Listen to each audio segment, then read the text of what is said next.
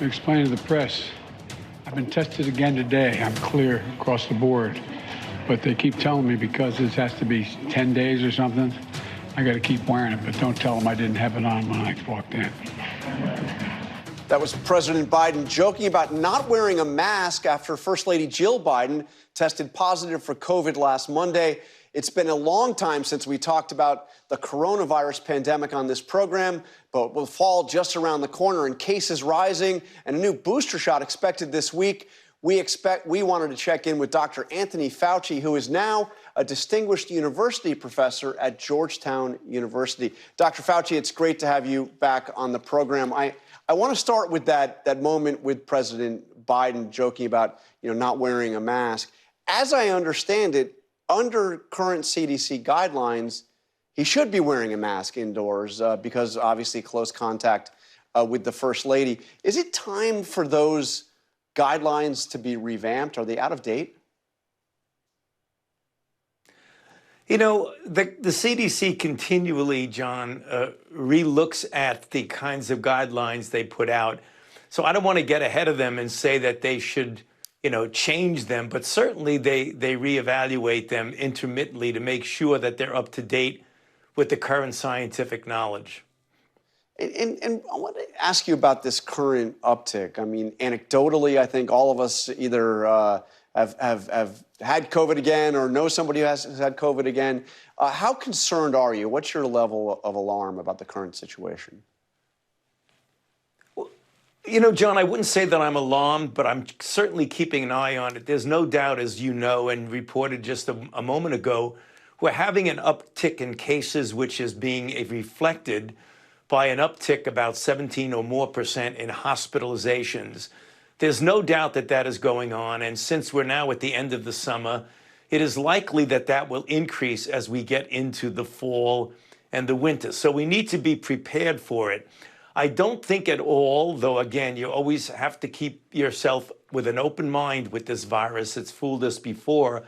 But given the level of immunity that we all have, that you just mentioned, in other words, people who've been vaccinated, boosted, people who've been infected like you and I, where we have hybrid immunity, the chances of this being an overwhelming rush of cases and hospitalizations is probably low. So I think none of us in the public health field are predicting that this is going to be a tsunami of hospitalizations and deaths the way we saw a year or more ago. That's the first part. The second part is that, as you mentioned, we're going to have boosters available shortly, within a week or two, hopefully before the end of September. That's an XBB1 booster, which is going to be pretty well matched to the kinds of viruses that are now circulating. If you look at the antibody responses, it should do well against the EG5, which is the major circulating, and then the FL1.5.1. And then there's another virus that is not very prevalent at all. It's only in about 9 or 10 states, the BA2.86, which the vaccine should do pretty well against that also. So what's your sense? Obviously those that are in high-risk categories, but who should be taking that booster? John, I don't want to get ahead of the ACIP and their recommendation. My own personal feeling is that I believe certainly those who are vulnerable, the elderly and those with underlying condition. But I believe we should give the choice to people who are not in the high-risk groups to have the vaccine available for them, because again, we have experience with this type of vaccine in billions of people. It's a safe vaccine. Of course, with the mRNA, there's a very, very, very low risk, particularly in young men, of getting a myocarditis.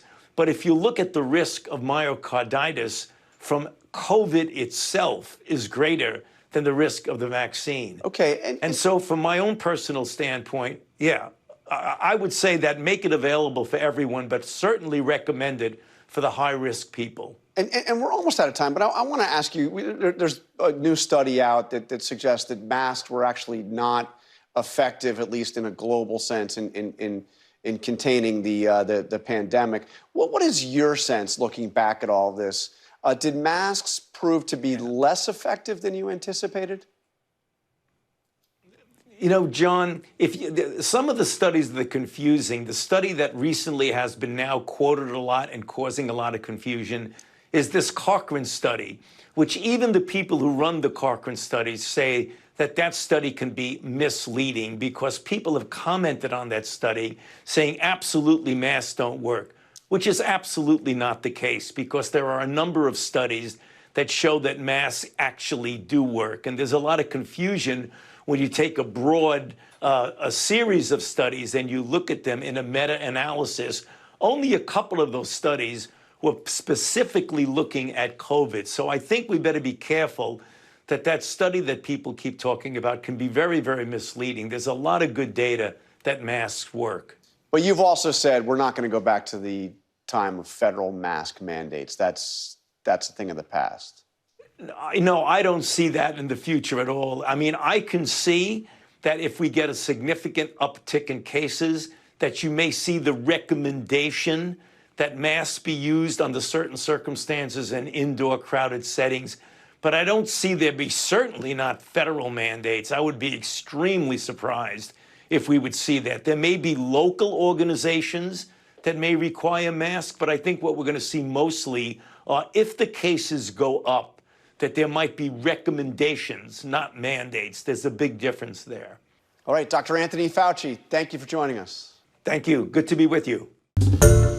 Hi, everyone. George Stephanopoulos here. Thanks for checking out the ABC News YouTube channel. If you'd like to get more videos, show highlights, and watch live event coverage, click on the right over here to subscribe to our channel. And don't forget to download the ABC News app for breaking news alerts. Thanks for watching.